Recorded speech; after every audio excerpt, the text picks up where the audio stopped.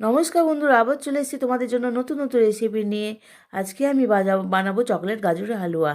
Chocolate গাজর হালুয়া বানাবার জন্য আমি একটা কড়াই নিয়ে নিচ্ছি। কড়াইয়ের মধ্যে দিলাম ঘি, তেজপাতা আর একটু এলাচ। এলাচটা একটু গরম করে নিচ্ছি ভালো করে, যেন এলাচের সেন্টটা বেরিয়ে আসে। ঠিক আছে, গ্রেট করে রেখেছিলাম আগেতে এই গাজরটার মধ্যে দিয়ে দিচ্ছি। দিয়ে দেওয়ার পর ভালো করে এবার নাড়াচাড়া করে কিছুক্ষণের জন্য ঢেকে দিলাম। ঢেকে দেওয়ার ঢাকাটা উঠিয়ে নিয়েছি, দেখছি কিছু অনেকটা নরম হয়ে গেছে। আর ওর মধ্যে দিলাম 3 পোয়া দুধ। ঠিক আছে, মানে হাফ কিলো আর 250, 3 পোয়া দুধ দিয়ে দিলাম। 3 পোয়া দুধ দেওয়ার পর ওটা টকবক করে আমি ফুটিয়ে নিব। তো একবার পুরো টকবক করে ফুটতে থাকবে। তো ফুটে যাওয়ার পর ওর মধ্যে আমি দিব একটু চকলেট, মানে একটা ক্যাডবেরি চকলেট, ডার্ক চকলেটগুলো ওর মধ্যে কিছুটা দিয়ে দিয়েছি। চকলেট দেওয়ার পর চকলেটটা যখন গলে যাবে আস্তে আস্তে টকবক মানে গলতে আরম্ভ করে দিবে, তখন দেখবে কালারটা নিজেই চেঞ্জ হয়ে যাবে। তো এখনও চকলেটটা দেয়নি বন্ধুরা। ঠিক আছে, এই যে এবার চকলেটটা দিয়ে দিচ্ছি, ডার্ক চকলেটগুলো দিয়ে দেওয়ার পর ভালো করে এবার নাড়াচাড়া করতে থাকবো। নাড়াচাড়া করতে করতে করতে কালারটা পুরোটাই চেঞ্জ হয়ে যাবে। ঠিক আছে, আরও একটু শুকিয়েও যাবে।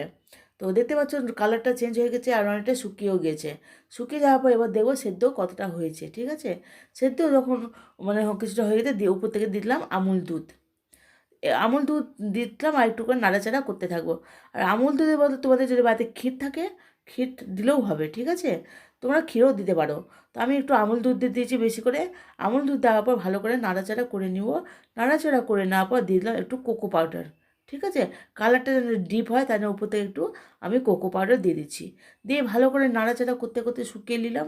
শুকিয়ে নেওয়ার পর একটু আমি উপর থেকে চিনি দিয়ে দিচ্ছি। ঠিক আছে, মিষ্টি তোমার যেরকম পছন্দ করো বন্ধুরা ওরকম তোমরা চিনিটা দিতে পারো। তা আমি অল্প হালকা মিষ্টি একটু দিয়েছি, ডিপ মিষ্টি আমার একটু অতটা পছন্দ না, তাই একটু হালকা করে মিষ্টি দিয়ে দিচ্ছি। ঠিক আছে, মিষ্টিটা খেতে রসগুলো শুকিয়ে যাবে। তো অনেক শুকিয়ে যাওয়ার পর দেখবে ঘন হয়ে গেছে। ঠিক আছে, তো উপর থেকে দিয়ে দিলাম চিনি। চিনিটা আমার একটু টেস্ট করে দেখলাম মিষ্টি কম লাগলো, তাই উপর থেকে হালকা চিনি আরও একটু দিয়ে দিয়েছি। ঠিক আছে, চিনি দেওয়ার পর ভালো করে নাড়াচাড়া করে নেবো, পুরোটা যেন রসটা শুকিয়ে যায়। তো শুকিয়ে যাওয়ার পর বন্ধুরা দেখবে উপর থেকে একটু ঘি দিয়ে দিব।